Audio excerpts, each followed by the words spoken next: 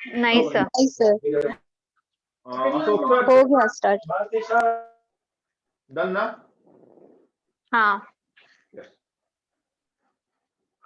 Last class जो हमने पढ़ा था, चाहे वो जो भी आपके ऑर्गेनाइजेशन थे या उनके हेड को हमने देखा था, एस्टैब्लिशमेंट हमने देखा था कि चाहे वो आरबीआई का हो या सेबी का हो या आईआरडीए का हो या ट्राई का हो, पीएफआरडीए का हो, नाबार्ड का हो, सेबी का हो, सिडबी का हो, इस तमाम जो इंपॉर्टेंट ऑर्गेनाइजेशन है इस मार्केट को रेगुलेट करती है, इसका एस्टैब्लिशमेंट कब हमने किया, कहाँ हमने किया और एज ऑन डेट उसके चीफ कौन है, यहाँ तक की बातें हमने आपको लास्ट क्लास बताई थी। आज संभवतः उससे आगे हम चलेंगे और हम बात आपके उस क्लास की करेंगे, उस टॉपिक की करेंगे जो संभवतः लास्ट क्लास में पढ़ाना चाह रहा था, बट नेट के इशू के कारण हम आधे अधूरे पे रह गए थे और हमने आपको वहीं पे छोड़ दिया था। वो टॉपिक हमारी थी treasury bill, certificate of deposit and commercial paper. ध्यान से सुने, संभवतः मैंने बोला भी था बट पूरी तरह नहीं बोल पाया था, जहां तक मुझे समझाने की मैं कोशिश कर रहा था। ये तीनों जो इंस्ट्रूमेंट है ये किस फॉर्म में आपको दिखेंगे, दैट इज प्रोमिसनरी नोट। एक मिनट का होल्ड कीजिएगा।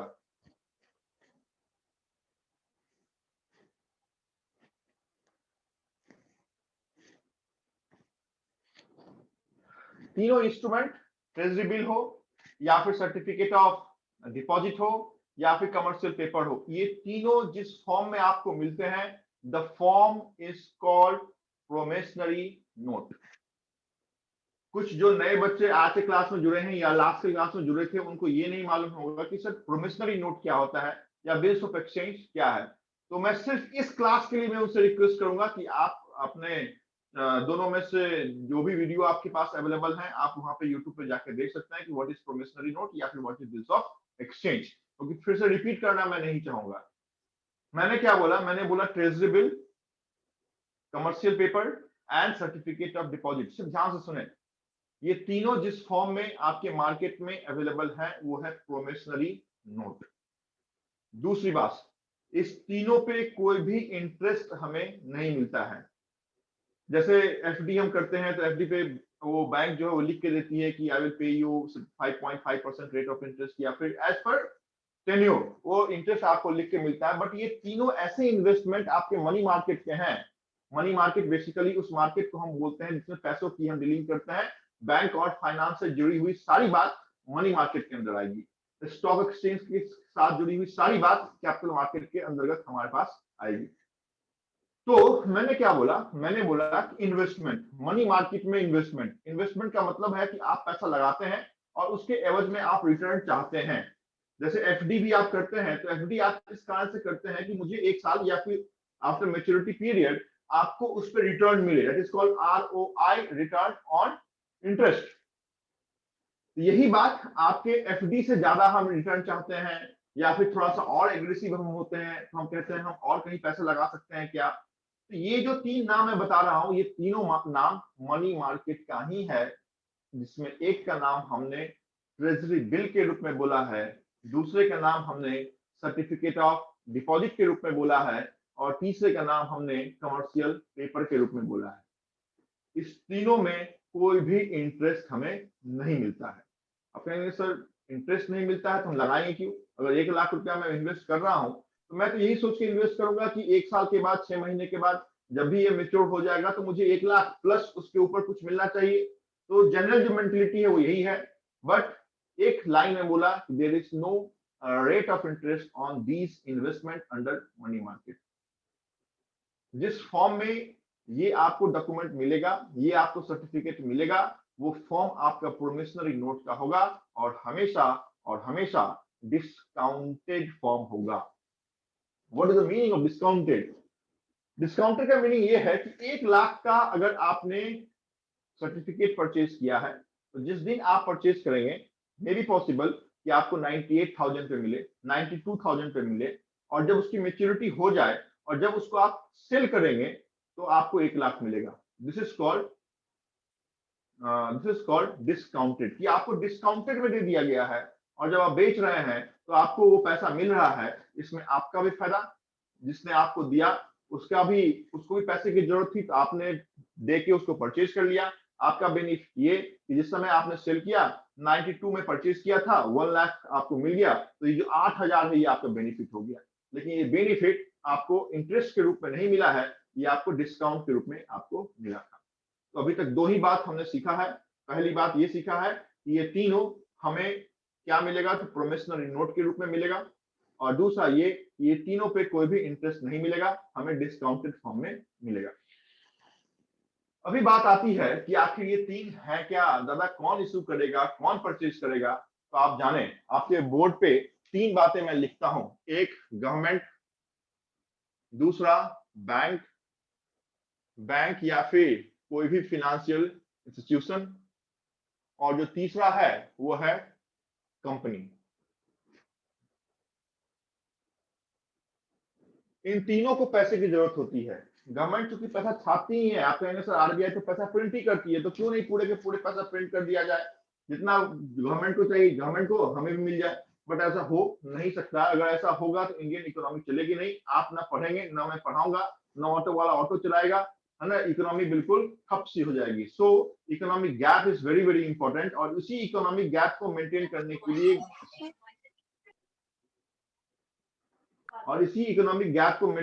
के लिए बैंक हद से ज्यादा, मतलब एक लिमिट से ज्यादा पैसे प्रिंट नहीं कर सकती है। अभी इन तीनों को अगर पैसे की जरूरत पड़ेगी तो कहां से पैसे लाएंगे।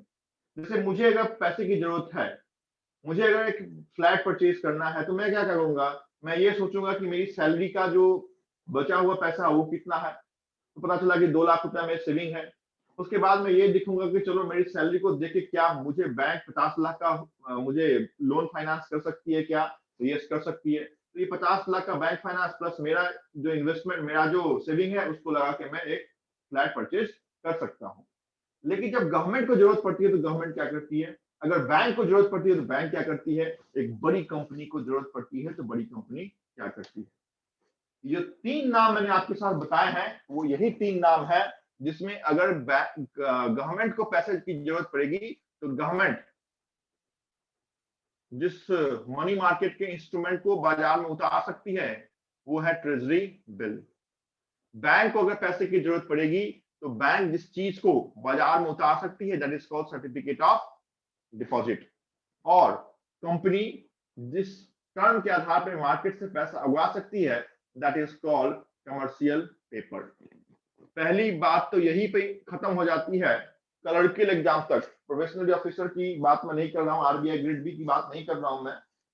क्लर्कियल लेवल में सिर्फ ये तीन आप जान लेते हैं, काम खत्म। कि ट्रेजरी बिल कौन इशू करता है, सर्टिफिकेट ऑफ डिपॉजिट कौन इशू करता है, कमर्शियल पेपर कौन इशू करता है, that's the end of clerical paper. उससे आगे हमें जानना है, आगे हमें इस कारण से जानना है कि कहीं क्वेश्चन ज्यादा टफ किया तो फिर उस कंडीशन में हम आंसर क्या देंगे। ट्रेजरी बिल, ये तीनों किस चीज का इंस्ट्रूमेंट है, तो ये तीनों इंस्ट्रूमेंट है किस चीज का, तो मनी मार्केट का।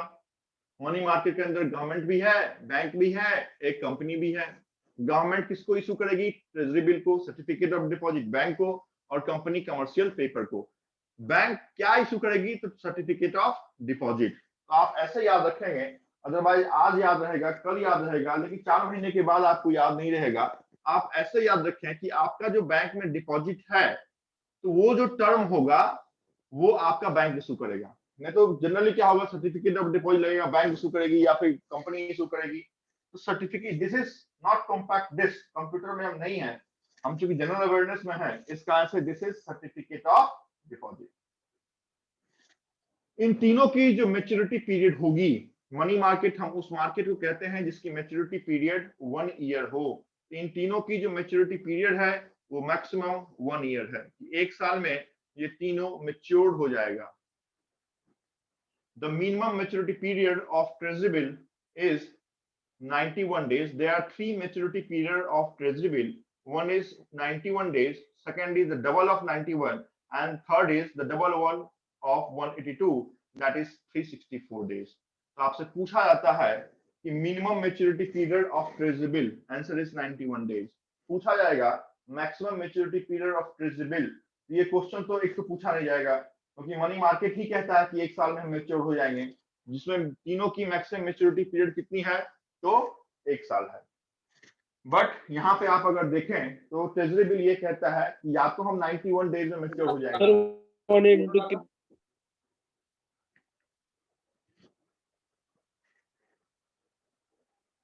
अभी दिख रहा है? अभी दिख रहा है क्या?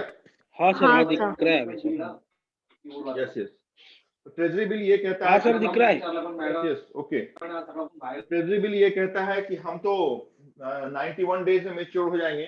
अगर वो 91 में नहीं होते हैं, आपने दूसरा ट्रेजरी बिल परचेज किया तो 182 डेज में हो जाएंगे, नहीं तो 364 में तो हम हो ही जाएंगे।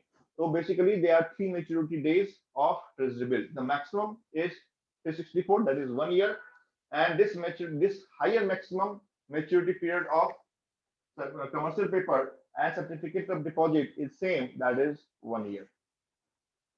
लेकिन आपसे पूछा गया कि सर्टिफिकेट ऑफ डिपॉजिट की मिनिमम मैच्योरिटी पीरियड क्या है। जैसे आपसे पूछा गया था कि ट्रेजरी बिल का मिनिमम मैच्योरिटी पीरियड क्या है, तो आपने टिक मार्क किया 91 डेज पे। वैसे ही सर्टिफिकेट ऑफ डिपॉजिट का मिनिमम मैच्योरिटी पीरियड आपसे पूछा जाए तो आंसर क्या दीजिएगा? 1 ईयर। Answer is 7 days. अरे दादा मिनिमम बोल रहा हूँ रे, मैक्सिमम किधर बोल रहा हूँ मैं? Minimum is 91, minimum is 7 days, minimum is 7 days. समझ में आ रहा है क्या बोल रहा हूँ? हाँ सर, आ रहा है समझ में। Minimum, this is minimum and this is max. ये जो है वो मैक्स है। डन? सर मेरा एमटीएस का पेपर हो गया सर। अभी पहले पढ़ाने दो, उसके बाद पेपर हम देखेंगे। दूसरी बात, गवर्नमेंट इशू करेगी क्या? नहीं, गवर्नमेंट को चाहिए तो गवर्नमेंट कहेगी किसको? तो अपने एक भाग को कहेगी, जिस भाग का नाम है regulator of money market, that is reserve bank of India, है ना। तो यहाँ पे क्या हम लिख सकते हैं? कौन इंट्रोड्यूस करेगा? Introduce by, intro by RBI on behalf of किसका? On behalf of government of India. ठीक है, ये तो ऑब्वियस सी बात है कि बैंक होगा। और ये देखिए कौन इशू करेगा। मतलब आज आपने एक प्राइवेट फॉर्म ओपन किया है, आज संभवतः हमारा class focus classes private company limited है, तो क्या हम इस कमर्शियल पेपर को लॉन्च कर सकते हैं? Answer is no. वही कंपनी, वही ऑर्गेनाइजेशन, वही प्राइवेट कंपनी कमर्शियल पेपर को मार्केट में इन्वेस्टमेंट के रूप में ला सकती है, जिसकी minimum net worth, this is 100 times important question for your examination like bank. वही कंपनी मार्केट में कमर्शियल पेपर को इंट्रोड्यूस कर सकती है जिसकी मिनिमम नेट वर्थ 4 करोड़ की होगी। तो यहाँ पे मैं लिखता हूं मिनिमम नेटवर्थ कितना? 4 लाख ना? 4 करोड़। 4 करोड़। 4 करोड़ मिनिमम नेटवर्थ होना चाहिए। कितने का? 4 करोड़ का। अभी ट्रेजरी बिल अगर इशू हो गया तो परचेज कौन करेगा? अगर इशू हुआ है तो कोई ना कोई तो परचेज करेगा। गवर्नमेंट को चाहिए तो आरबीआई को बोला, तो आरबीआई ने बोला कि ये सर्टिफिकेट ले लो। क्या होता है ये सुने आप, क्या होता है? जैसे आप जाते हैं बैंक में, 1 लाख रुपए लेके जाते हैं, तो आप बोलते हैं कि 1 लाख रुपए रख लो, मेरा एक एफडी कर दो। तो बैंक आपका 1 लाख रुपए रख लेती है और आपको एक रिसीट दे देती है जिसमें लिखा रहता है कि principal amount 1 lakh, rate of interest is 5%, after 1 year maturity amount is 1,05,000। Clear? यहाँ पे गवर्नमेंट को चाहिए तो गवर्नमेंट क्या करेगी? गवर्नमेंट आपको सिर्फ एक चिट्ठी देगी, एक रिसिप्ट देगी। वो रिसिप्ट पे जैसे आपके पास 10 रुपए है ना, तो आप क्यों बोलते हैं कि उसका 10 रुपए है? क्योंकि गवर्नमेंट ने इशू किया है। आप अगर 10 रुपए, 50 रुपए या फिर 500 रुपए को आप देखें तो उसमें लिखा रहता है आई प्रॉमिस टू पे the bearer a sum of ₹50, है ना। तो ये कौन वादा कर रहा है? गवर्नमेंट। कौन वादा कर रहा है? Government of India. वैसे ही आपको एक रिसिप्ट मिलेगा इस ट्रेजरी बिल पे जिसपे ये लिखा रहेगा after maturity period of 182 days your sum assured will be so and so. तो आपको क्या करना है? तो आपको 95,000 रुपए देना है। 95,000 रुपए जब आप पेमेंट कीजिएगा तो आपको एक रिसिप्ट मिल जाएगा। तो वो 95,000 रुपए किसके पास गए? धारक के पास। गवर्नमेंट। धारक कौन है? धारक कौन है? गवर्नमेंट के पास गए। तो in case government required money तो वो ट्रेजरी बिल इशू करेगी। समझ में आया कैसे आपको मिलेगा? हाँ यस। हाँ सर। तो यहाँ पे who can purchase any individual, bank, financial institution, corporate, मतलब एनी वन, कोई भी, चाहे वो कंपनी हो, आदमी हो, सिंगल हो, ज्वाइंट हो, कंपनी हो, फाइनेंशियल इंस्टीट्यूशन हो, बैंक हो, कोई भी हो, इस ट्रेजरी बिल को परचेज कर सकता है। And this treasury bill is known as the safest investment in money market. जैसे म्यूचुअल फंड का आप ऐड देखते हैं तो क्या लिखा रहता है? क्या लिखा रहता है? subject to market risk। Subject to market risk। Market risk. क्योंकि वो किसके साथ लिंक है? आपकी इक्विटी के साथ लिंक है, आपके स्टॉक के साथ लिंक है। आईसीआईसीआई बैंक डूबा तो आपके जो लगाए हुए पैसे हैं सब डूब जाएंगे, लेकिन यहाँ पे गवर्नमेंट नहीं डूब सकता है। इस कारण से इसको हम बोलते हैं, क्योंकि ये गवर्नमेंट ने इशू किया है, इस कारण से ये सबसे अच्छा इन्वेस्टमेंट हमारे मनी मार्केट का होता है। तो this is called safest investment. ये सेफेस्ट दिख रहा है कि नहीं? ये सेफेस्ट इन्वेस्टमेंट है।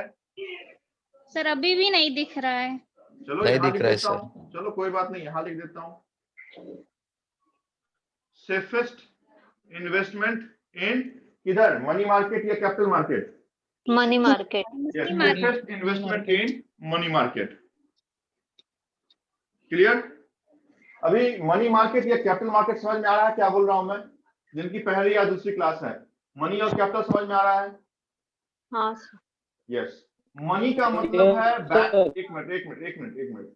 मनी का मतलब है बैंक के साथ जुड़ी हुई जितनी भी बातें हैं वो मनी के अंदर आएगी। तो आप समझ जाए कि मनी मार्केट जब भी मैं अपने मुंह से बोलूंगा, आपका जो इंडिकेशन होना चाहिए वो ये होना चाहिए कि सर बैंक की परिप्रेक्ष्य में बात कर रहे हैं। मैं कैपिटल मार्केट जब भी अपने मुंह से बोलूंगा तो यू मस्ट नो कि कैपिटल मार्केट हो ना हो, आपके स्टॉक एक्सचेंज के साथ जुड़ा हुआ है, शेयर बाजार के साथ जुड़ा हुआ है, म्यूचुअल फंड के साथ जुड़ा हुआ है, या फिर क्रेडिट रेटिंग एजेंसी के साथ जुड़ा हुआ है। Clear?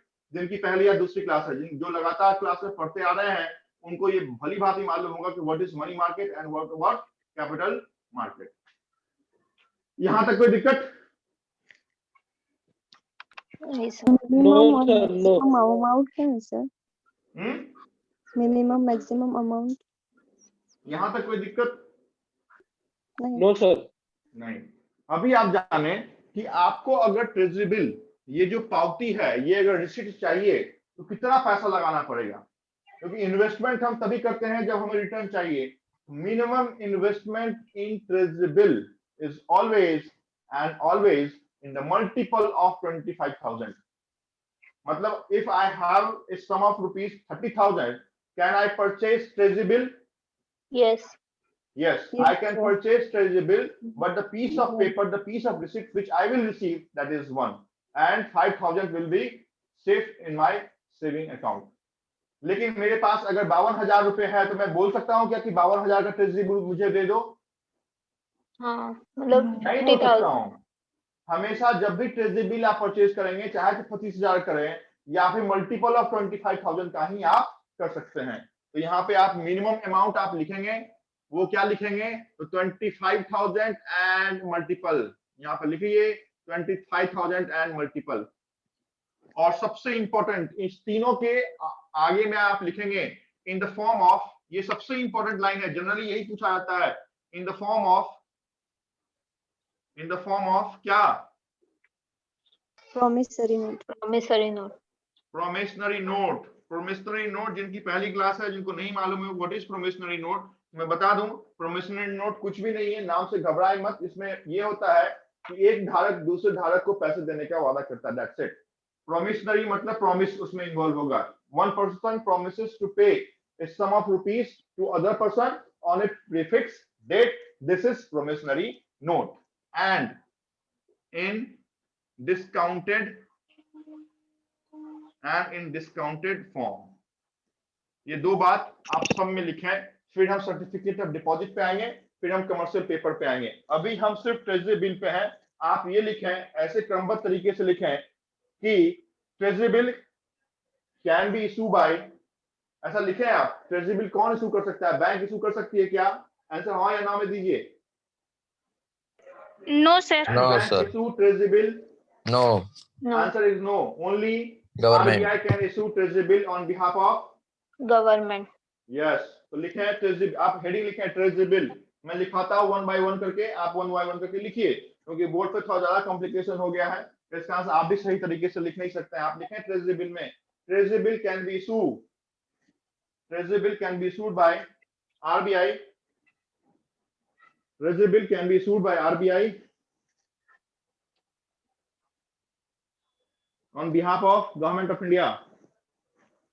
Treasury bill can be issued by RBI on behalf of Government of India. On behalf of Government of India. दूसरी बात लिखें, Treasury bill also known as, Treasury bill also known as T-bill. T-bill मैं यहाँ पे लिखता हूँ, और इस T-bill कैसे आप लिखेंगे? तो देखिए यहाँ पे Treasury bill also known as T-bill. Treasury bill also known as T-bill, which is a short term, which is a short term money market instrument, which is a short term money market instrument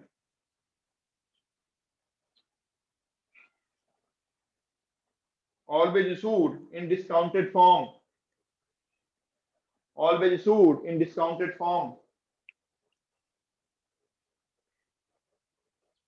Next point लिखें, there are 3 maturity period of treasury bill.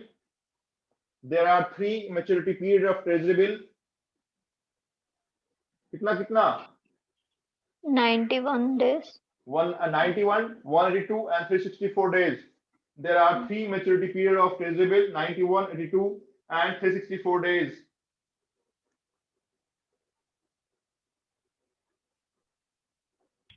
Sir, Next there point are 3 लिखें. maturity period. There are 3 maturity period of treasury bill, 91, 182, 91 का double और उसका double,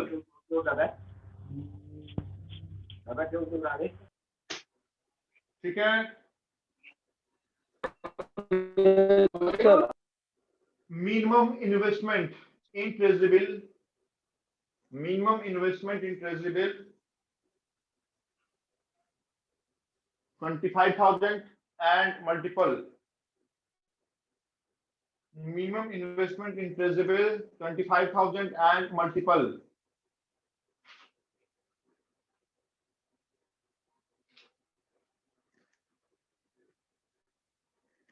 $25,000 and multiple. चले, ये हो गई आपकी ट्रेजरी बिल, उसका काम हो गया खत्म। आपको सिर्फ ये जानना है कि ट्रेजरी बिल कौन से फॉर्म में मिलेगा। तो प्रोमिसरी नोट लिखा क्या? Always in the form of promissory note, ये लिखा क्या स्टेटमेंट? हाँ sir. No, sir.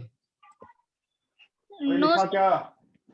No, sir. वो लिखिए और 200 बार अंडरलाइन कीजिए लाइन को, भी यही क्वेश्चन पूछा जाता है। Always in the form of promissory note.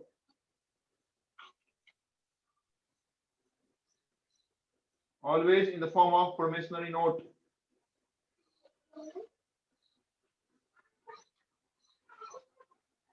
Next लिखा है सर्टिफिकेट ऑफ डिपॉजिट में लिखिए, सर्टिफिकेट ऑफ डिपॉजिट में लिखिए क्या लिखा? Who can issue? लिखें CD can be issued by, CD can be issued by bank and other financial institution. CD can be issued by bank and other financial institution, that is called FI. जैसे हम बोलते हैं ना bank and FI, what is FI? FI का full form है financial Financial institution, institution. जो bank नहीं है लेकिन बैंक के लिए काम कर, बैंक की तरह काम करती है, that is called NBFCs, है ना? तो लिखे हैं who can issue, तो आपने लिखा banks and FIs. नेक्स्ट लिखें मिनिमम मैच्योरिटी पीरियड, अंडरलाइन कीजिएगा 1 लाख बार, मिनिमम मैच्योरिटी पीरियड कितना? 7 days. 7 days, very good. लिखे minimum maturity period 7 days। Next लिखिए मैक्सिमम मेच्योरिटी पीरियड कितना? 1 year. 1 year. 1 year, yes, 1 year। Next लिखें कितने के रुपए में मिलेगा? तो always available in discounted form, ये भी लिखें कि ये भी डिस्काउंटेड के रूप में मिलेगा। Always available in discounted form, no interest is payable. Always available in discounted form, no interest is payable. Bank को चाहिए तो बैंक ये प्रतिभूति आपको दे सकती है जिसमें बैंक बोलेगी हम आपको कोई इंटरेस्ट नहीं देंगे, लेकिन आप 90,000 लाइए और 7 दिनों के बाद हम आपको 90,600 रुपए देंगे। तो this 600 is discounted. Always available in discounted form. Next लिखें minimum investment ₹1 lakh and multiple. जैसे ट्रेजरी बिल 25,000 मल्टीपल का था, वैसे ही सर्टिफिकेट ऑफ डिपॉजिट हमेशा और हमेशा 1 लाख एंड मल्टीपल में मिलेगा आपको। 1 लाख एंड मल्टीपल। नेक्स्ट लिखें कौन परचेज कर सकता था? जैसे ट्रेजरी बिल इशू किया गवर्नमेंट ऑफ इंडिया ने, लाया आरबीआई ने, परचेज किया किसी ने भी, कोई भी बैंक, कोई भी फाइनेंशियल इंस्टीट्यूशन, कोई भी आम आदमी, वैसे ही ये कौन परचेज कर सकता है? तो लिखें एनी इंडिविजुअल और एनी एंटिटी। एंटिटी में आपका नॉन इंडिविजुअल आ जाएगा और इंडिविजुअल तो हम और आप हैं ही। तो लिखें हु कैन परचेज में लिखें एनीवन और एनी एंटिटी, कोई भी आदमी, कोई भी कंपनी, कोई भी फर्म। लेकिन जब भी मिलेगा 50,000 का मिलेगा क्या? नहीं। 50,000 का ट्रेजरी बिल मिलेगा क्या? मल्टीपल। हाँ। यस, 50,000 का ट्रेजरी बिल मिलेगा हमें, बट हमें 50,000 का सर्टिफिकेट ऑफ डिपॉजिट नहीं मिलेगा, क्योंकि सर्टिफिकेट ऑफ डिपॉजिट ये कहता है कि हम मिनिमम अवेलेबल है 1 लाख रुपए में, भाई चाहे तो ले लो नहीं तो हमें छोड़ दो। और ये कहता है जैसे ट्रेजरी बिल ये कहता था कि हम 91 डेज में मिनिमम मेच्योर्ड होंगे, ये कहता है 91 डेज में हम मेच्योर्ड होंगे। ट्रेजरी बिल ये कहता है भाई 91 में हम नहीं होंगे, बिल्कुल मिनिमम आज लगाइए, 7 दिनों के बाद आपको डिस्काउंटेड फॉर्म में हम पैसा देंगे। This is called certificate of deposit. अभी गवर्नमेंट को भी पैसा मिल गया, गवर्नमेंट ने ही मार्केट से पैसा उगा लिया। और कहेंगे सर ये क्यों लाया जाता है? सुने, अभी रिलायंस इंडस्ट्री है, या फिर चलो अभी मैं कहता हूं फोकस क्लासेस है। इस फोकस क्लासेस को मुंबई से बाहर निकल के जितने भी हिंदुस्तान के आपके स्टेट हैं वहां पे ब्रांच ओपन करना है, क्या चाहिए? कैपिटल। पैसा चाहिए, सिर्फ पैसा। पैसा है तो कर सकते हैं, पैसा नहीं है तो नहीं कर सकते हैं। अगर पैसा चाहिए तो हमारे पास ऑप्शन क्या है? ऑप्शन हमारे पास 2 है। एक तो अगर मैं खुद ही अकबर होता तो फिर कोई बात ही नहीं थी, पैसा लगाओ कहीं का कहीं ब्रांच ओपन करो, लेकिन वो तो है नहीं। अभी मेरे पास दूसरा ऑप्शन है कि मैं इसको पहले एक फॉर्म बनाऊंगा, बैंक के पास जाऊंगा, बैंक को बोलूंगा कि साहब ये मेरा स्ट्रक्चर है, ये मेरा प्रोजेक्ट रिपोर्ट है, ये मेरा एस्टिमेशन कॉस्ट है, ये मेरा फ्यूचर क्या है, तो मेरा पोर्टफोलियो है जिससे मैं पैसा कमा के आपको ये मैं ईएमआई वापस करूंगा। बैंक बोलेगा ठीक है भाई साहब, अच्छा है, आप करो, अच्छा काम कर रहे हो। बैंक ने 5 करोड़ रुपए दे दिए। समझ में आ रहा है क्या बोल रहा हूँ? आवाज आ रही है क्या?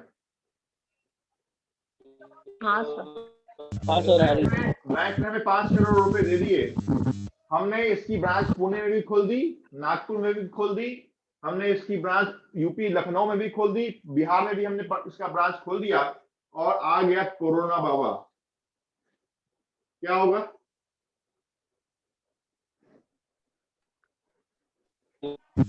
लॉस हो जाएगा सर। कोरोना को तो हम पढ़ाएंगे नहीं कि चल जाओ भाई तुम भी पढ़ ले, बैंक में चले जाना तुम भी, उसको तो हम पढ़ाएंगे नहीं। क्या हो गया? हमें लॉस हुआ ना? हाँ। लॉस हो गया। बैंक क्या बोलेगा कि आपको हम कर्ज माफ कर देते हैं, क्या ऐसा बोलेगा क्या? नहीं। नहीं, पैसे तो देने पड़ेंगे। बैंक तो बोलेगा कि साहब आपका अच्छा चला या बुरा चला उससे हमें मतलब नहीं है, हमें आपका ईएमआई चाहिए। अभी क्या हो गया? साहब कमाया कुछ नहीं और लुट गया हमारा 5 करोड़ रुपया। इस कारण से कंपनी बोलती है कि आप हमारे पे विश्वास कीजिए, आप मेरे पास पैसा लगाइए, अगर आपके लगाए हुए पैसे पे हम आगे बढ़े तो इसका एक भाग आपको हम देंगे। दिस इज कॉल्ड स्टॉक और शेयर और इक्विटी और म्यूचुअल फंड। समझ में आया क्या बोल रहा हूं? हाँ हाँ सर। अगर आपने शेयर परचेज कर लिया आईसीआईसीआई बैंक का और आईसीआईसीआई बैंक कल डूब गई और आपने शेयर परचेज किया था 1 लाख रुपए का, कितना मिलेगा आपको? 0। कुछ भी नहीं मिलेगा। लेकिन अगर आपके लगाए हुए उस 1 लाख रुपए पे उसने 1 करोड़ रुपया कमाया होता तो आपको एक तो उसका क्या मिलता आपको? तो हो सकता है बोनस शेयर आपको मिल जाता, या हो सकता है डिविडेंड आपको मिल जाता, बहुत चीज आपको मिल सकती है। यही कारण यहाँ पे है कि मेरे पास पैसा नहीं है, आप मेरे पास पैसा दीजिए, हम आपको ये पैसा वापस करेंगे। तो वो कैपिटल मार्केट में स्टॉक की बात करते हैं, ये मनी मार्केट में हम यहाँ पे आपसे पैसा उगाते हैं और फिर आपको हम पैसा वो रिटर्न करते हैं। समझ में आया अभी क्या है ये? Yes sir. हाँ सर। जनता जागो, बोलो। हाँ सर, समझा हाँ सर। सर। समझा। समझते तो है लेकिन याद नहीं रहता है ना सर। बात तो यहाँ पे ये है, मैं तो अपनी पूरी कोशिश लगा के आपको समझा ही दूंगा। ऐसे कोई स्टूडेंट नहीं होंगे जो समझ नहीं पाएंगे। संभवतः 10 बार समझाऊंगा लेकिन समझा तो दूंगा ही मैं। Yes sir. अभी किस पे हम चले? Commercial paper. कमर्शियल पेपर पे। कमर्शियल पेपर में पहली बात तो आप जान गए कि प्रोमिसनरी नोट के रूप में मिलेगा। दूसरी बात आप ये जान गए डिस्काउंटेड फॉर्म में होगा। तीसरी बात आप ये जान गए कि कोई भी कंपनी इशू नहीं कर सकती है। चौथी बात आप ये जान गए कि वही कंपनी इशू करेगी जिसकी मिनिमम नेटवर्थ 4 करोड़ की होगी। पांचवी बात आपको ये बता दो कि मिनिमम मैच्योरिटी पीरियड जो मिनिमम होगा वो सर्टिफिकेट ऑफ डिपॉजिट की तरह ही 7 दिनों का होगा और मैक्सिमम आप खुद ही जानते हैं कि 1 साल का होगा। क्लियर? इतनी बात समझ में आई? हाँ सर। लिखें commercial paper. Commercial paper. Commercial paper लिखें। लिखें a company having net worth of ₹4 crore and more. A company having net worth of ₹4 crore and more can issue. A company having net worth of 4 crore and more can issue commercial paper. Network? Commercial paper.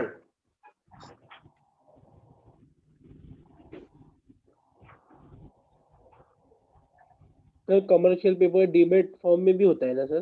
Yes. Hello sir. Demat का मतलब क्या होता है? क्या? Demat का मतलब क्या होता है? Electronic form. Electronic form sir, electronic. Yes, electronic form. तो एफडी इलेक्ट्रॉनिक फॉर्म में आपको मिलता है क्या? हाँ मिलते हैं ना। सर अभी मिलता होगा चीज सर। आपको इलेक्ट्रॉनिक फॉर्म में मिलेगा that will be considered as what? Demat. Demat.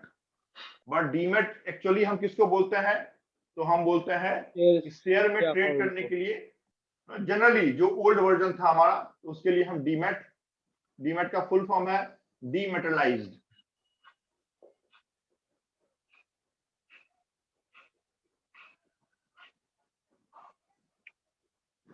Minimum कितना maturity period? 7 days. 7 days, maximum कितना?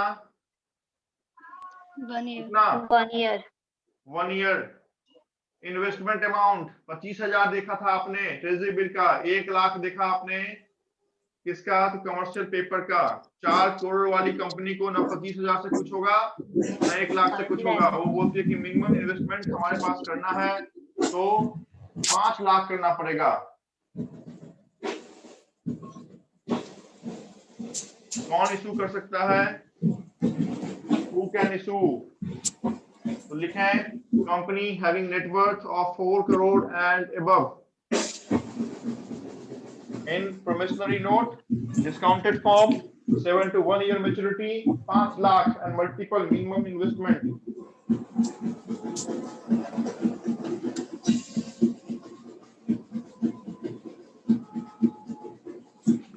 Hello sir. Hello sir. बोलो। सर इसका मिनिमम अमाउंट 5 लाख ही होना चाहिए ना, उससे कम चलता नहीं है ना सर? अगर चलता होता तो मैं आपके बोर्ड पर चला दिया होता। Okay sir. हाँ, लेकिन चलने वाला नहीं है, फाइव इसका से चला लैख नहीं एंड पाऊंगा मैं। Multiple sir. 5 lakh and multiple, 25,000 and multiple treasury, 1 lakh and multiple certificate and 5 lakh and multiple commercial paper.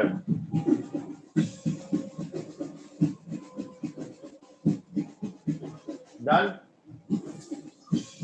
Yes sir. Yes sir. चलो आगे क्या? हाँ सर, चलो सर। हाँ सर। ये बोर्ड पे कौन लिख रहा था? सर 1 मिनट साइड में। बोर्ड पे कौन लिख रहा है? आप लिख रहे हैं ना सर? और किसी का? ये नील कौन है नील? सर मैं हूँ एमटीएस। अच्छा अच्छा, ओके ठीक है। हाँ बोलो बोलो, क्या तुम कहानी सुना रहे थे एमटीएस का, बताओ कैसा हुआ? सर अच्छा है, आपने जो सिखाया था वही आया था सब। क्या बात कर रहे हो? हाँ सर। ये तो जुम्मा जुम्मा तुमने 5-6 क्लास पढ़ा है, उसी में आ गए क्वेश्चन? हाँ क्या क्या क्वेश्चन पूछा हुआ था, जनता को बताओ जरा। सर, वो लोग ने पूछा था अब्दुल कलाम का स्टेटमेंट पूछा था वो लोग ने। उन्होंने टिप्पू सुल्तान के बारे में भी पूछा था कि इसको राजा शेर बोलते हैं या फिर ऐसा कुछ पूछा था। सीएसआर का भी फुल फॉर्म उन्होंने पूछा था, कुछ सीएसआईआर, कुछ रिसर्च डेवलपमेंट का वगैरह, वो सब कुछ पूछा था वो लोग ने। तो सब गलत गलत मार दिया कि सही सही मारा? नहीं सर, कल पढ़ के गए तो सही से ही मारेगा ना सर, आपने सिखाया था सब। अच्छा ठीक है, तो हम खुश हुए। जब सिलेक्शन हो जाएगा तो काजू की कतली लेके हमारे पास आने का है। हाँ sir. Sir Yes. Certificate of deposit कोई मतलब बिल्कुल बोलो मैडम, आप बोल कौन रही सी हैं बैंक? सर्टिफिकेट ऑफ डिपॉजिट के बारे में, बोलिए। हाँ वो बैंक मतलब कौन इशू करती है, उसका भी कुछ पेड अप कैपिटल जैसा कुछ है? Paid up capital? बैंक हाँ को सर, लाइसेंस कौन देता है? आरबीआई। आरबीआई। एक हाँ बैंक बनाने के लिए मिनिमम पेड अप कैपिटल कितनी चाहिए? 5 करोड़। हम्म, सर ज्यादा लगता है ना सर, 10 करोड़ और मोर लगता है ना पेड अप कैपिटल। देखो चूंकि आपने पूछा है तो यहाँ पे मैं एक बार जिक्र कर देता हूँ, अदरवाइज इंपॉर्टेंट आपके दूसरे क्लास के लिए था। एक बैंक बनाने के लिए, हम प्राइवेट बैंक की बात कर रहे हैं, एक प्राइवेट बैंक हमें अगर बनाना है तो मिनिमम जो क्राइटेरिया हमारे पास है दैट इज कितना है? 500 crore. 500 crore. But if you want to establish a small bank और पेमेंट बैंक, जिसका कंसेप्ट 2015 से हमारे पास आया है, जैसे पोस्ट ऑफिस हो गया, वो जीवन फाइनेंस हो गया, पेटीएम बैंक हो गया, एयरटेल पेमेंट बैंक हो गया, तो ये सब बैंक अगर ओपन करना है तो मिनिमम कैपिटल कितना चाहिए? 100 करोड़। 100 करोड़। आपसे क्वेश्चन अगर पूछा जाएगा कि for opening of bank minimum paid up capital is 100 crore, 500 crore, 250 crore, 600 crore, ऐसा किस पे मार्क कीजिएगा आप? 100 करोड़। 500 करोड़। नहीं, नो। जब तक आपसे स्मॉल और फाइनेंस स्पेसिफिकली नहीं पूछा जाता है एग्जामिनेशन में, till the time your answer will be 500 crore. 500 crore. समझ में आया? अगर आपसे पूछा जाए कि small bank, for opening of A small bank minimum paid up capital required, उसी कंडीशन में सिर्फ आप 100 करोड़ पर टिक मार्क करेंगे, अदरवाइज नो। क्लियर? यस तो सर। मैडम जैसे आप सर्टिफिकेट ऑफ डिपॉजिट पूछ रही थी कि सर ये कौन इशू करेगा, स्वाभाविक सी बात है बैंक इशू करेगी। दूसरी बात आपने ये पूछा सर उसके लिए पेड अप कैपिटल कितनी चाहिए, तो पेड अप कैपिटल छोड़ देने का, क्योंकि अगर उसके पास पेड अप कैपिटल नहीं है तो आरबीआई उसको लाइसेंस ही नहीं देगी, बैंक बनेगी ही नहीं। क्योंकि बैंक बनने के लिए विदाउट आरबीआई लाइसेंस कोई भी बैंक अपना दरवाजा खोल ही नहीं सकती है। क्लियर? Yes sir. समझ में आया ना? कोई दिक्कत अभी? नहीं सर, समझा।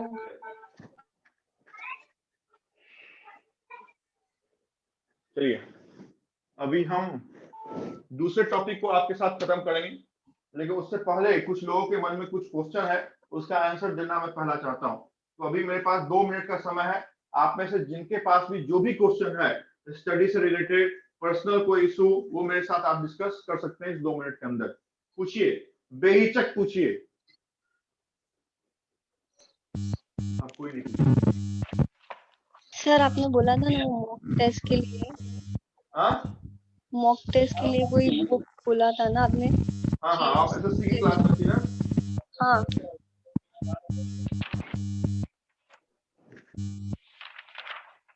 मॉक टेस्ट आपको देना है या फिर क्या करना है वो बताओ। प्रैक्टिस के लिए क्या करना है? अच्छा, अभी आपका नाम क्या है मैडम? डिम्पल। जोशी। वैभवी, आपका माइक ऑफ करो जरा वैभवी। ये किसका आवाज आ रहा है? हाँ ओके। जोशी, आपको मैं बता दूं कि mock test is very good. Practice करने के लिए मॉक टेस्ट बहुत इंपॉर्टेंट है, लेकिन मॉक टेस्ट तभी आप दें जब आपकी सिलेबस कम से कम कंप्लीट हो गई हो, है ना। 3 महीने पहले आप पढ़ लीजिए मैथ, रीजनिंग, इंग्लिश जो भी आप पढ़ रहे हैं, फिर आप मॉक टेस्ट दीजिए। नहीं तो शुरुआत में ही आप मॉक टेस्ट देना शुरू करोगे ना, तो फिर फ्रस्ट्रेशन आपको पास आ जाएगा कि 200 क्वेश्चन आपके पास है और 5 मार्क्स आपके पास आ रहे हैं। तो मेरा पर्सनल एडवाइस आपके साथ ये होगा कि पहले आप 3 महीने की जो अभी आपकी मैथ की, रीजनिंग, मतलब जहां पे आप 30% एटलीस्ट सिलेबस आप जान गए, तो फिर आप मॉक टेस्ट देने के लिए कोई भी ऑनलाइन की जो सीरीज है वो आप परचेज कर लो। जो भी अच्छे आपको दिख रहे हैं वो आप वहां से परचेज कर सकते हैं। जो भी यूजर आईडी पासवर्ड आपको मिलेगा उसमें अल्टरनेट डे पे आप टेस्ट दे सकते हैं। तीसरी बात स्पीड की आती है बैंक एग्जामिनेशन के लिए, तो मेरा एडवाइस रहता है हमेशा से ऑनलाइन से स्पीड नहीं बढ़ता है। ऑनलाइन से आपको टेक्निक मालूम चलता है कि हमें सॉल्व कैसे करना है, हमें फॉरवर्ड या फिर बैक स्लैश कैसे जाना है। स्पीड बैंक एग्जामिनेशन में बहुत इंपॉर्टेंट है, और स्पीड तभी बढ़ेगी जिस समय आपने ऑफलाइन प्रैक्टिस किया है। ऑफलाइन प्रैक्टिस करने का मतलब आप एक कंप्लीट सेट को ओपन कीजिए, 2 घंटे का या 2 घंटे 20 मिनट का समय लगाइए। अगर प्री का पेपर है तो 1 घंटे का समय लगाइए, और 1 घंटे में आप रूम बंद करके अगर कोई आपके साथ डिस्कशन करने वाला है तो उनके साथ आप सेट को सॉल्व कीजिए। उसी दिन उसका प्रैक्टिस या फिर कितने गलती की वो आप मत देखें, उसके नेक्स्ट डे आप देखें कि आपने गलती कहाँ कहाँ की और क्यों की आपने गलती। और जब ये 2-3 महीने का कोर्स ऑफ एक्शन आप कर लोगे और फिर आप ऑनलाइन टेस्ट आप दोगे अगर, जिसका भी आपको मिलता है, तो फिर आप, मुझे लगता है कि जेन्युइन है। समझ में आया जोशी आपका आंसर? Yes sir. यस। और किसी के मन में कोई question? No question? No sir. क्या बात है, ग्रेट, बोलो बोलो बोलो फटाफट Mansi. Sir certificate of deposit भी प्रॉमिसरी नोट पे ही होता है ना sir? All 3 investments are available in the form of promissory note. Okay sir. और किसी के पास? चलो आगे। यस, चलिए। देखिए, आपने डिमांड ड्राफ्ट का नाम सुना होगा। आपने डिमांड ड्राफ्ट का नाम सुना होगा और चेक का नाम आपने, माइक ऑफ करो, बाकी का माइक ऑफ करो।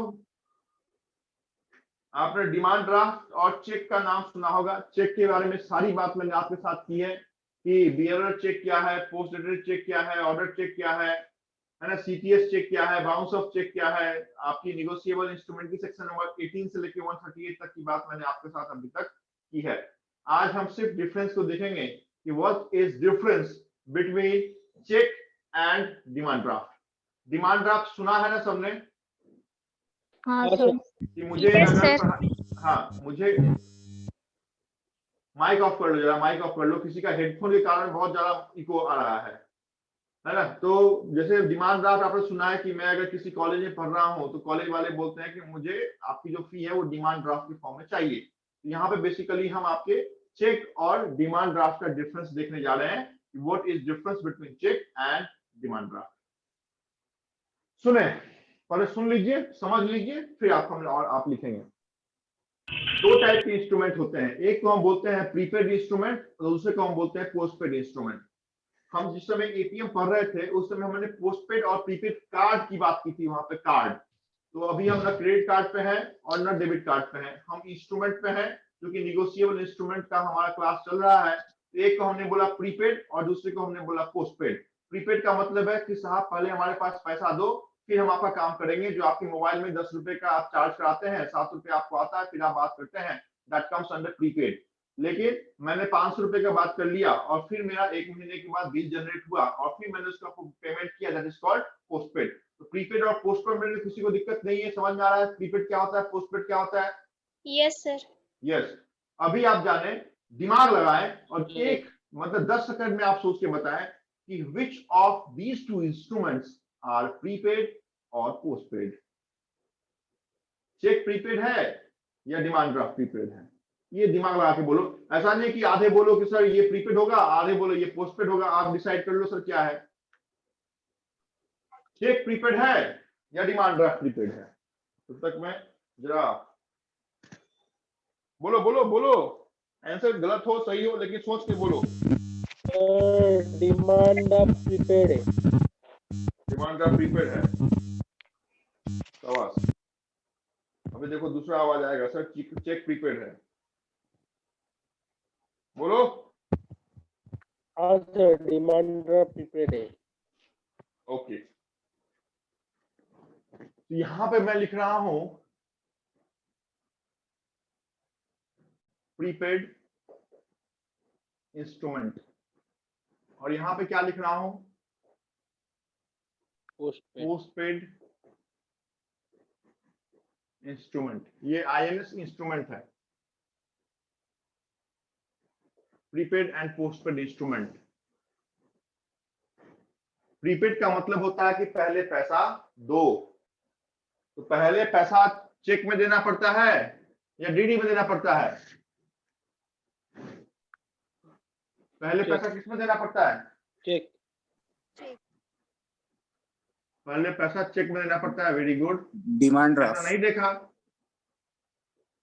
मैं तो नहीं देखा कि आपको अगर चेक चाहिए बैंक से तो पहले आप 5 लाख रुपया देते हैं बैंक में, आपके अकाउंट में 0 बैलेंस भी होता है तो भी चेक आपको बैंक देती है कि नहीं? अरे बोलो, कोई तो माइक खोलो। Yes sir, yes sir. Yes sir, yes. हाँ आप तो यस बोलोगे ही। तो अगर ये प्रीपेड है तो ये क्या होगा? पोस्टपेड। चेक होगा पोस्टपेड। मतलब पहले आपने चेक दे दिया, देखिए पहले काउंटर पे आपने चेक दिया है, फिर आपको पैसा मिल रहा है, तो चेक क्या है? पोस्टपेड। पोस्टपेड है। पहले आपने 20,000 रुपए दे दिया, पहले पैसा दिया, फिर आपको डिमांड ड्राफ्ट मिला, तो डिमांड ड्राफ्ट क्या होगा? प्रीपेड। प्रीपेड। मैंने जब चेक पढ़ाया था आपको तो आपको बताया था कि इसमें कितने पार्टी इन्वॉल्व हैं। कितने पार्टी थे चेक में इन्वॉल्व? 3 parties. 3 पार्टी इन्वॉल्व थे। कौन कौन से? Party. Drawer, drawee, payee. Drawer, ड्रॉई और कौन सा? Payee. पे। मतलब मेरा अगर चेक है तो मैं क्या कहलाता हूँ? ड्रॉअर। Drawer. बैंक क्या है? तो बैंक ड्रॉई। और जिसको पैसा मिला वो क्या है? Payee. क्लियर यहाँ पे? अभी डिमांड ड्राफ्ट में देखें, डिमांड ड्राफ्ट में कितने पार्टी इन्वॉल्व हैं? डिमांड ड्राफ्ट में there are only 2 party involve. कौन कौन सा है? ड्रॉवी एंड पेई। एक है पेई और दूसरा है ड्रॉवी। ड्रॉअर और ड्रॉई। क्योंकि ये जो दोनों है ये बैंक ही है, ड्रॉअर या ड्रॉई। डिमांड ड्राफ्ट केस में दोनों बैंक ही होता है, क्योंकि इशू करने वाला भी बैंक है और पाने वाला भी क्या है? तो बैंक है। इसका आंसर ड्रॉअर और ड्रॉई। इशू करने वाला भी बैंक और देने वाला साइन भी कर। साइन कौन करता है डिमांड ड्राफ्ट पे? जिस चेक पे आप साइन करते हैं वैसे ही डिमांड ड्राफ्ट पे साइन कौन करता है? बैंक। बैंक। यस, अगर डिमांड ड्राफ्ट पे साइन बैंक करता है इट मींस ड्रॉअर कौन होगा? तो बैंक होगा। बैंक और बैंक इन्वॉल्व है तो ड्रॉई भी कौन है? तो बैंक ही है। Bank. Hence, in demand draft, there are 2 party involved. One is drawer or drawee, and यहाँ पे मैंने और लिखा है और यहाँ पे मैंने pay लिखा है। और का मतलब समझ सकते हैं ना? या और and pay। चेक में कितने हैं पार्टी? तो 3 पार्टी। जो आपने देखा कि मेरा चेक है तो मैं ड्रॉअर हूँ, मेरा जो बैंक में अकाउंट है तो वो बैंक ड्रॉई है, और फोकस को मैंने चेक दिया है तो फोकस पे ही है। यहाँ तक कोई दिक्कत? नहीं सर। नहीं सर। नहीं। अभी मेरे को बताइए कि अगर फोकस कंपटीशन जोन के फेवर में 5,000 रुपए का डिमांड ड्राफ्ट बनवाना है, सिर्फ 5,000 में अगर दूंगा बैंक को, तो बैंक मुझे डिमांड ड्राफ्ट देगी क्या? नहीं क्यों भाई? नहीं सर, देंगे। हाँ, सर चार्जेस पे लगता है। Yes, that is called commission. Commission किस में लगेगा? प्रीपेड। कमीशन लगेगा आपके डिमांड ड्राफ्ट पे। लेकिन चेक आप अगर 5,000 रुपए का फोकस को दीजिएगा, तो कोई 5,001 रुपए आपके अकाउंट से कटेगा क्या? नहीं। नहीं कटेगा। इसका answer no commission on check.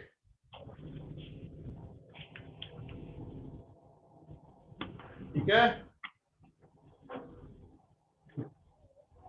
चलें आगे। मैंने चेक आपको दिया, हो सकता है मेरा सिग्नेचर मैच नहीं कर रहा हो सकता है मेरा अकाउंट इनऑपरेटिव हो, या ये भी हो सकता है कि मेरे अकाउंट में पैसे नहीं हो, या ये भी हो सकता है कि मैंने वहां पे कोई अल्टरेशन किया हो। किसी भी कारण से cheque can be dishonoured. Dishonoured का मतलब है, बरोबर मैंने आपको समझाया है कि अगर बैंक ने वापस कस्टमर को चेक वापस कर दिया है, तो this terminology is called in financial economy, that is called dishonour. तो चेक डिसऑनर हो सकता है, लेकिन डिमांड ड्राफ्ट डिसऑनर होगा क्या? नहीं। कैन नॉट बी डिसऑनर्ड, क्योंकि पैसा नहीं हो, ऐसा तो हो ही नहीं सकता है, क्योंकि पैसा डाल के हमने बनवाया है, तो बाउंस होने का सवाल ही नहीं है। सिग्नेचर वेरिफिकेशन की बात आती है, तो कस्टमर तो है ही नहीं, बैंक वाले ने साइन किया, डिजिटल सिग्नेचर होता है, तो वो सिग्नेचर वेरिफिकेशन होगा ही नहीं। अल्टरेशन हो ही नहीं सकता है, क्योंकि वो कंप्यूटराइज प्रिंटिंग आता है। ऐसा तो नहीं हम पेन से लिख के साइन करके ठप्पा मार के देते हैं, वो प्रिंटिंग होके आता है। तो demand draft can not be dishonoured. Clear? Can't be dishonoured. यहाँ पे हम क्या लिखेंगे? Can be.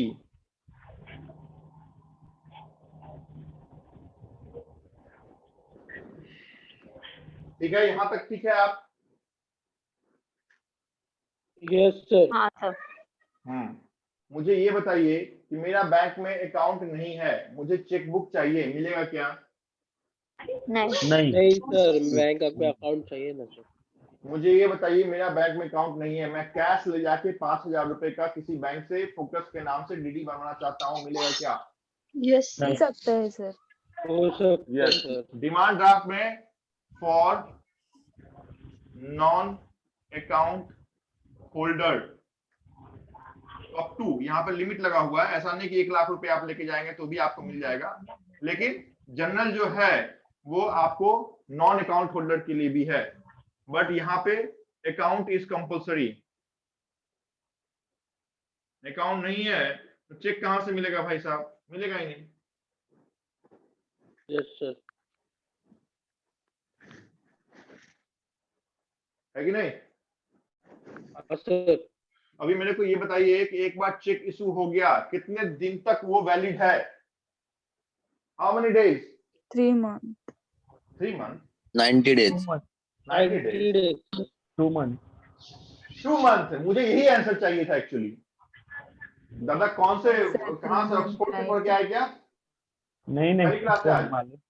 नहीं नहीं, बहुत लेक्चर हो गए। बहुत लेक्चर हो जाने के बाद 2 नहीं, महीने 3-4 लेक्चर हुए, 3-4 लेक्चर हुए अभी तक। अब ये ऐसे ही देखो, पंखा पर आत्महत्या करने वाला हूं मैं अब। नहीं, हाँ? 2 months. 2 मंथ फिर से गलत बोलता है।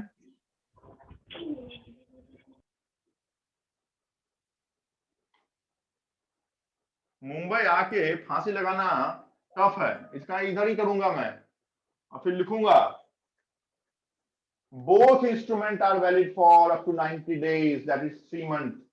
Clear? Yes or no?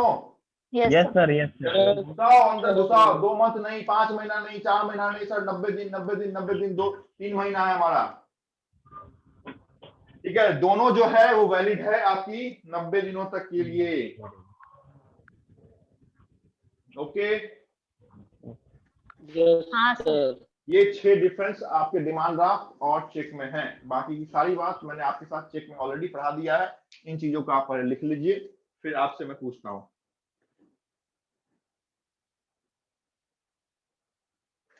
Commission में लिख लीजिएगा, commission vary from amount to amount, है ना। जितने का कमीशन होगा उतना, जितना का अमाउंट होगा, सपोज आपको 20,000 का बनाना है तो हो सकता है 200 रुपए कमीशन हो, 50,000 का बनाना है तो हो सकता है 350 रुपए कमीशन हो। कमीशन वेरी करता है फ्रॉम अमाउंट टू अमाउंट। जैसे एनईएफटी आप करते हैं, आरटीजीएस करते हैं, वैसे ही कमीशन वेरी करता है वहां पे भी।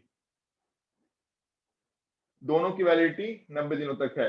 डिमांड ड्राफ्ट जनरली 20,000 रुपए तक नॉन अकाउंट होल्डर के लिए भी है, लेकिन उससे अगर ज्यादा चाहिए आपको तो account has to be there, और वहां से हम बना सकते हैं। क्योंकि डिमांड ड्राफ्ट बैंक ही इशू करता है, इस कारण से किसी भी कंडीशन में डिसऑनर नहीं होता है।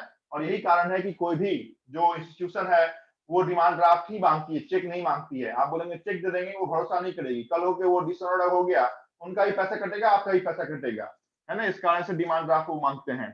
कमीशन यहाँ पे लगेगा। यहाँ पे 2 ही पार्टी इन्वॉल्व है, क्योंकि यहाँ पे सिग्नेचर करने वाला भी बैंक है और देने वाला भी बैंक है। तो ड्रॉअर और drawee is bank and the third other party is payee. There are only 2 party and this is a prepaid instrument, क्योंकि पहले पैसा दीजिए फिर ये डिमांड ड्राफ्ट आपको मिलेगा, hence this is prepaid.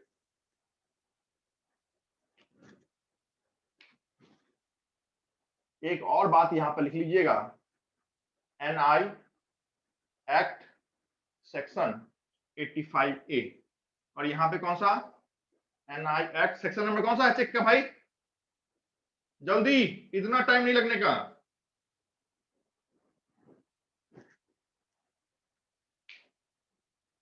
Section number 6, check की सारी बात सेक्शन नंबर 6 में है। प्रोमिशनरी नोट सेक्शन नंबर 4 में था, bills of exchange section number 5 में था, चेक सेक्शन नंबर 6 में है, जबकि डिमांड ड्राफ्ट निगोशिएबल इंस्ट्रूमेंट के section number 85 sub clause A में लिखा हुआ है।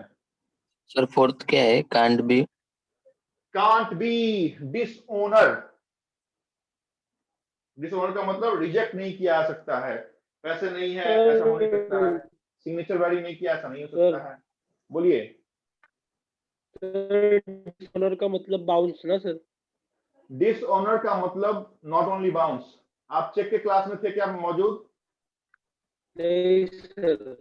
नहीं, चेक डिसऑनर का मतलब होता है बाउंस नहीं। डिसऑनर का मतलब होता है किसी भी कारण से अगर बैंक ने चेक को वापस कर दिया है, चाहे वो पैसा नहीं हो, तो bounce of cheque is the better of dishonouring. कहते हैं डिसऑनर कितने टाइप के हो सकते हैं, तो उसमें से एक टाइप होगा बाउंस ऑफ चेक, जिसमें पैसा नहीं है तो उसको हम बोलते हैं बाउंस ऑफ चेक, लेकिन जब चेक रिटर्न हुआ उसको हम बोलते हैं डिसऑनर। दूसरा ये हो सकता है कि आपका जो सिग्नेचर जब जिस समय आपने अकाउंट खोला होगा उस समय कुछ और किया होगा, अभी आपने कुछ और करके दे दिया, तो सिग्नेचर डिफरेंट, वो भी हो सकता है। तीसरा ये हो सकता है कि आपने जो पेई का नाम लिखा फोकस कॉम्पिटिशन जोन, लेकिन फोकस का जो अकाउंट बैंक में होगा उसमें लिखा हुआ होगा फोकस क्लासेस, तो कंपटीशन जोन और क्लासेस मैच नहीं किया, तो पेई नेम डिफर्ड, इससे भी रिटर्न हो सकता है। या ये भी हो सकता है कि आपने अल्टरेशन किया है कहीं पे और फिर साइन करने की कोशिश की, तो अल्टरेशन में कंडीशन में भी चेक रिटर्न हो सकता है। मतलब XYZ को तमाम कारण है जिससे चेक रिटर्न हो सकता है। और रिटर्न अगर हुआ है दैट इज कॉल्ड चेक का आदर नहीं करना, और आदर नहीं करने वाले को बोलते हैं ना ऑनर करना चाहिए उनका, तो आदर नहीं करना है तो क्या करना है साहब? डिसऑनर करना। डिसऑनर का मतलब बैंक ने उस चेक का आदर नहीं किया। सर थोड़ा साइडवेज है ना। इनडायरेक्टली बैड डेब्ट्स ना सर?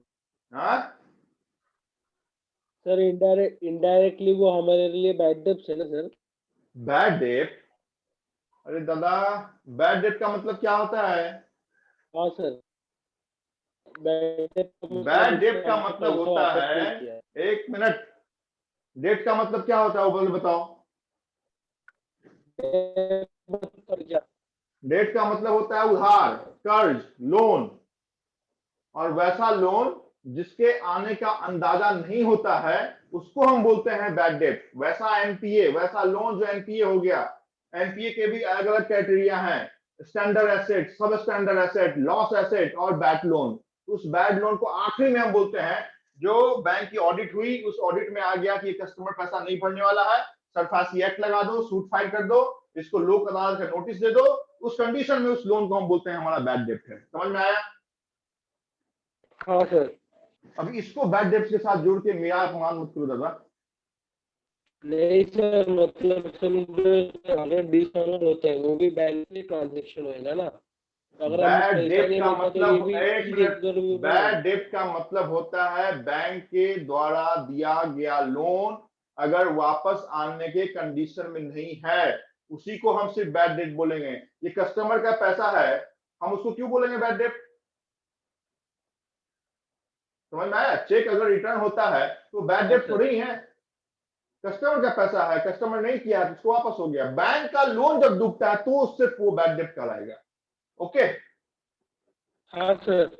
यस, ज्यादा नहीं पढ़ने का, सब एक एक चीज में बताऊंगा, डोंट वरी। मैंने बोला ना, मेरे क्लास, मेरे साथ आप जुड़ गए हैं तो बैंकिंग फाइनेंस की छोटी से छोटी, बड़ी से बड़ी तमाम इंफॉर्मेशन आपके पास होगी, लेकिन कंटिन्यू जुड़ना पड़ेगा, नहीं तो पता चला कि नेक्स्ट लास्ट क्लास में क्या पढ़ा दिया पता ही नहीं है।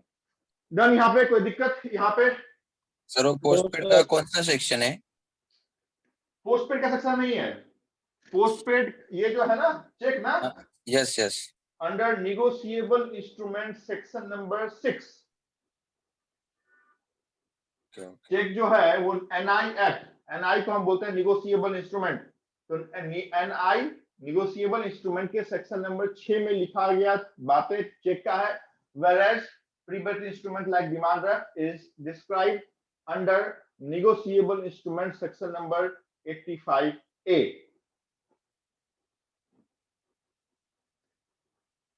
डन?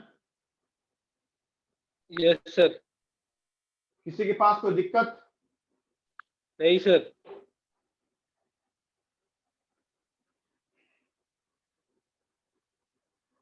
ओके, नेक्स्ट जो हमारी टॉपिक होगी वो थोड़ी सी बड़ी टॉपिक है, इस कारण से उसको अभी शुरुआत करना मेरे हिसाब से सही नहीं है, तो आपकी क्लास आज यहीं तक मैं आपको होल्ड पे रखूंगा। नेक्स्ट क्लास हम इससे आगे की बात करेंगे, है ना? आपके पास okay sir. Next topic is important for all of you. Okay? Okay sir. Yes, okay, good day, goodbye. Thank you sir.